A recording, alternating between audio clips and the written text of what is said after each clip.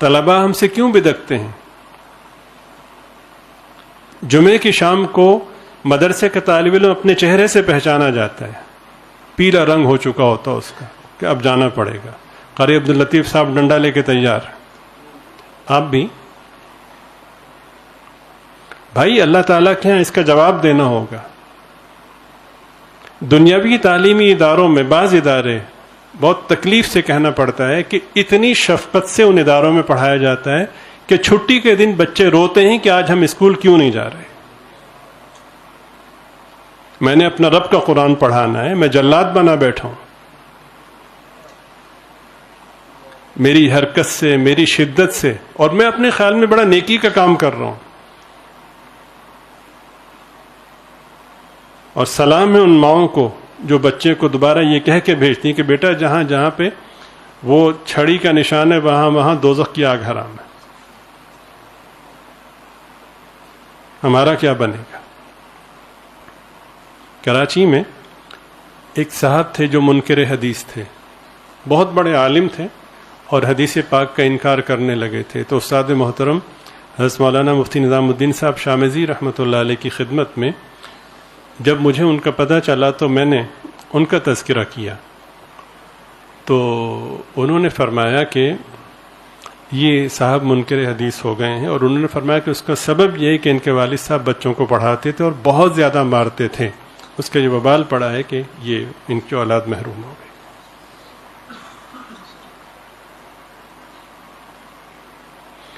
کتنا ہی گیا گزرا شخص کیوں نہ ہو، وہ بہرحال یہ سرمایہ ضرور چاہتا ہے کہ میری اولاد قیامت میں میری بخشش کا ذریعہ بنے، لیکن مجھ جیسے نالائق اساتذہ رکاوٹ بن جاتے ہیں.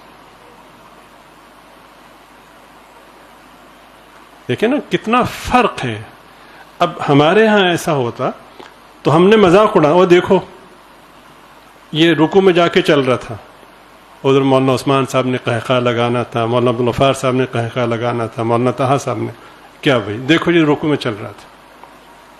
سید الانبیاء صلی اللہ علیہ وسلم نے معاملے کو سنبھالا. ٹھہرو بھائی، دین مجھ پہ نازل ہوا ہے، ہمیں کہنا ہے. تمہیں کیا معلوم کہ ایک امتی کی کتنی بڑی قدر و منزلت ہے اللہ کے یہاں. آؤ بیٹے ادھر آؤ. یہی تھا نا کہ رکعت نہ نکلے. اللہ تعالیٰ تمہاری اس سوچ میں، تمہارے اس لالچ میں اور اضافہ کرے. بیٹے آئندہ مت کرنا، بات ختم ہو گئی.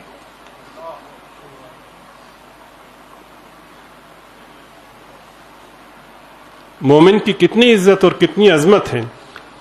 نبی پاک صلی اللہ علیہ وسلم نے بیت اللہ شریف کو مخاطب کر کے کہا تو کتنا عظیم ہے، تیری خوشبو کتنی عمدہ ہے، تیری عزت کتنی اعلیٰ ہے، لیکن ایک مومن تجھ سے بھی زیادہ مکرم ہے اللہ کے.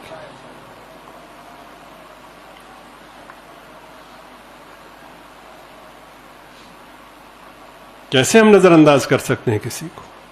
کس نے حق دیا ہے؟ پھر اساتذہ کہتے ہیں بچے پڑھتے نہیں، تو کس نے پابند کیا آپ کو کہ آپ پڑھائیں؟ ہم اپنی نااہلی کو اس آڑ میں کیوں چھپاتے ہیں کہ بچے سبق یاد نہیں کرتے؟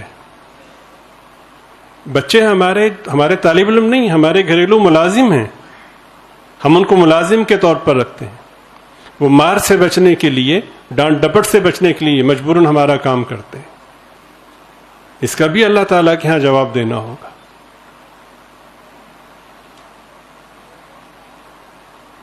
چنانچہ بچہ جیسے ہی با اختیار ہوتا ہے پھر وہ اتنا ہی دین سے دور ہوتا ہے. وہ اس گلی سے نہیں گزرتا، اس راستے سے نہیں گزرتا جس راستے میں مدرسہ ہو. اور ہم پورے استحقاق کے ساتھ اس کی توہین کرنا اظہار حق سمجھتے ہیں، حق پر ہم ثابت قدمی سمجھتے ہیں. لمحہ فکریہ ہے آپ حضرات کے لیے، بعد میں پہلے میرے لیے، کہ میں اللہ تعالیٰ کے ہاں اس کا کیا جواب دوں گا. نیت کا اثر ہوتا ہے. وَلَوْ كُنْتَ فَظًّا غَلِيظَ الْقَلْبِ لَانفَضُّوا مِنْ حَوْلِكَ. اس پر اتفاق ہے، اجماع ہے کہ سرکار دو عالم صلی اللہ علیہ وسلم سے بڑھ کر کوئی، سرکار سے بڑھ کر اور بہتر کوئی معلم نہیں ہو سکتا. ٹھیک، اس پر اجماع ہے. اور اس پر بھی اتفاق اور اجماع ہے کہ صحابہ سے بڑھ کے کوئی شاگرد نہیں ہو سکتا. ٹھیک. تو اللہ پاک فرما رہے ہیں کہ مار پیٹ تو بہت دور کی بات ہے، گالی گلوچ تو سرکار کی زبان سے ظاہر ہو ہی نہیں سکتی، سخت جملہ بہت دور کی بات ہے۔ حضرت جریر رضی اللہ تعالیٰ عنہ فرماتے ہیں میں نے جب بھی سرکار کو دیکھا تو میں نے تبسم سے بھرپور چہرہ پایا۔ کیا تلخ چہرے والا ولی ہو سکتا ہے؟ یہ ہمارے پیر صاحب بڑے جلالی، بھائی کیا مطلب ہے جلالی ہونے کا؟ اللہ نے نازل فرمایا، اللہ نے نبی بنا کر بھیجا ہے۔ کیا حضرت حکیم الامت رحمۃ اللہ علیہ کی ان کیفیات کے جن میں ہم ڈانٹ کا تذکرہ پڑھتے ہیں اس سے کیا اخذ کرتے ہیں کہ ڈانٹ ڈپٹ یہ شیخ کو اس کا حق حاصل ہے؟ بالکل حاصل نہیں ہے۔ حضرت اس کی کیا تشریح فرماتے ہیں وہ سنیے۔ حضرت فرماتے ہیں کہ کبھی کبھار میں تم میں سے کسی کو جب ڈانٹتا ہوں تو کیا سوچ کر ڈانٹتا ہوں وہ سنو، ایک ایک لفظ سونے کے پانی سے لکھے جانے کے قابل ہے اور پھر بھی حق ادا نہیں ہوتا۔ حضرت فرماتے ہیں کہ دیکھو ایک بادشاہ کے کئی سارے بیٹے ہیں، ظاہر ہے کہ وہ سارے شہزادے ہیں، تو ایک شہزادے سے کوئی کوتاہی ہوئی، بادشاہ نے درگزر سے کام لیا، پھر کوتاہی ہوئی، پھر درگزر سے کام لیا، پھر کوتاہی بار بار ہوتی رہی، تو بادشاہ نے سوچا کہ اس کو تھوڑی سی تنبیہ کرنی چاہیے۔ تو بادشاہ نے بھنگی کو بلا کر کہا کہ بھائی اس کو 10 جوتے لگاؤ۔ تو بھنگی نے اگر اس کو 10 جوتے لگائے تو کیا بھنگی شہزادے سے بہتر ہو جائے گا؟ حضرت فرماتے ہیں کہ تم شہزادے ہو اور میں اپنے آپ کو بھنگی سمجھتا ہوں۔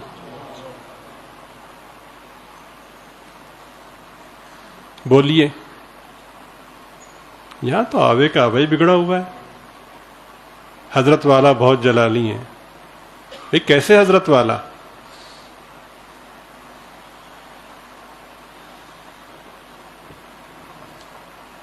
اللہ والا وہ جس کو دیکھ کے اللہ یاد آئے، تو ایسے متکبر چہروں کو دیکھ کے اللہ یاد آتا ہے؟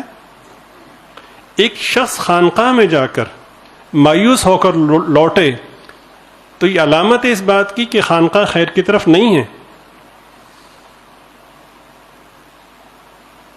اگر ایک شخص مولانا کے پاس آ کر، کسی بھی عالم کے پاس آ کر اس وجہ سے لوٹے کہ عالم کا رویہ ٹھیک نہیں تھا، تو وہ اپنے آپ کو نبی کا وارث کیسے کہہ سکتا ہے؟ عظمت انسانیت کی، مومن کی کیا ہے؟ سنیے، آپ کو معلوم ہے کہ وضو ٹوٹنے کے اسباب کیا ہیں؟ ٹھیک ہے، انسانیت کی تکریم میں کمی آئی، حکم بدل دیا۔ ایک صحابی تھے، نابینا تھے رضی اللہ تعالیٰ عنہ، وہ تشریف لا رہے تھے، جماعت کھڑی ہو چکی تھی کہ وہ انہیں نظر نہیں آیا، کنویں میں گر گئے۔ جب کنویں میں گرنے کی آواز آئی تو کچھ لوگ جنہوں نے نیت باندھی ہوئی تھی وہ ہنس پڑے۔ اب اس ہنسی میں بالواسطہ ان کی بے اکرامی کا پہلو نکلتا ہے، حکم بدل دیا کہ جو نماز میں قہقہ لگا کے ہنسا اس کا وضو ٹوٹ گیا۔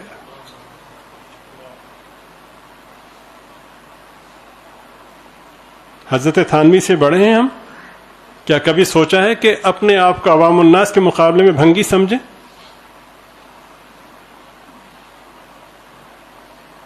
ایک صاحب کہتے ہیں کہ کسی جگہ پہ مہمانوں کی آمد ہوتی تھی تو ظاہر ہے کہ عارضی طور پر جب ایسی تدبیر ہو تو پھر اضافی انضامات کی ضرورت پڑتی۔ آج کل اس کی نوعیت چونکہ بدل چکی ہے تو وہ نوبت نہیں آتی، تو بہت سے مہمان آتے تھے، تو میں صبح اٹھ کے جب دیکھتا تھا، ظاہر ہے کہ وہ جو وہاں پہ واش روم تھا اس میں گندگی جمع ہو جاتی تھی، تو میں صبح اٹھ کے دیکھتا تھا کہ وہ بالکل صاف ہوتا تھا واش روم، تو میں حیران ہوتا تھا یہ کیسے صاف ہوا۔ ایک رات میں نے سوچا کہ میں دیکھوں گا کون ہوں، کہ میں ساری رات جاگتا رہا، تو آخری پہر میں نے دیکھا کہ حضرت مدنی نور اللہ مرقدہ وہ ساری گندگی اس میں وہ جو پرات سی تھی اس میں ڈال کر دور جا کر پھینک کر کے آ رہے ہیں اور اس کو خود پاک کر رہے ہیں۔ ہم ان کے نام لیوا ہیں۔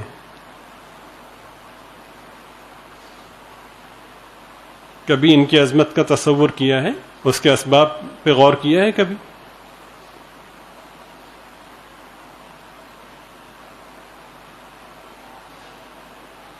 یہ ہم اساتذہ کی نااہلی ہے کہ جو بچوں کو ہم مارتے ہیں. اس لیے نہیں مارتے کہ یاد نہیں, اس لیے مارتے ہیں کہ کمبخت نے 3 دن سے تنگ کیا ہوا سبق یاد کر کے نہیں سنا رہا. بھائی تمہاری پڑھانے کی سوچ ہی نہیں تھی, تم تو اس لیے پڑھانا شروع ہو گئے کہ تمہیں کوئی اور جاب نہیں ملی تو یہاں پہ یہ تنخواہ ملے گی. اللہ کے لیے تو نیت ہی نہیں تھی. ہم اپنی نیت درست کریں, پھر اس کے ثمرات دیکھیں.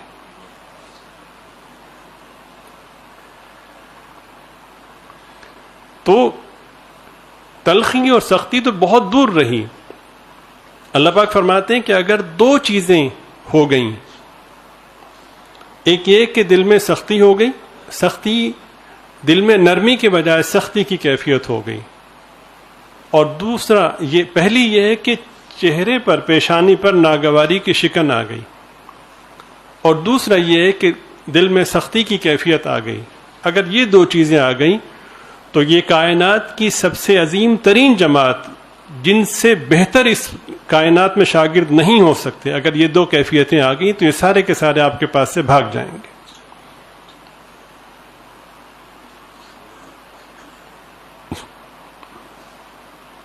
بچے بہت تنگ کرتے ہیں جی, بہت شرارت کرتے ہیں, تو بچے تو کرتے ہیں شرارت. بچے قابل اصلاح بعد میں, پہلے میں قابل اصلاح ہوں, میں محتاج اصلاح ہوں. مجھ میں کتنی برداشت ہے. جن اسکولوں میں سینکڑوں نہیں ہزاروں بچے پڑھتے ہیں, پورے سال میں ایک بچے کو بھی مارنے کی شکایت نہیں ملتی, تو وہ بچے شرارت نہیں کرتے. وہ ہمارے مدارس کے بچوں سے زیادہ شرارت کرتے ہیں. پھر کیسے سروائیو کرتے ہیں؟ وہاں پہ برداشت کرتے ہیں کہ اگر ہم نے مارا تو ہماری یہ ملازمت ختم ہو جائے گی, مراعات ختم ہو جائیں گی. تو 40,000 50,000 یہ لاکھ روپے تنخواہ کے لیے اپنے اوپر ضبط کر رہے ہیں. اتنی بڑی جنت بدلے میں ملے گی, اس کے لیے ضبط کرنا نہیں آتا. اللہ کی رضا ملے گی جس سے بڑھ کے کوئی نعمت نہیں ہے. اور سب متفق ہو گئے. بعض اساتذہ سے بات کی تو انہوں نے کہا کہ ہمارے بغیر نہیں پڑھا سکتے. انا للہ و انا الیہ راجعون.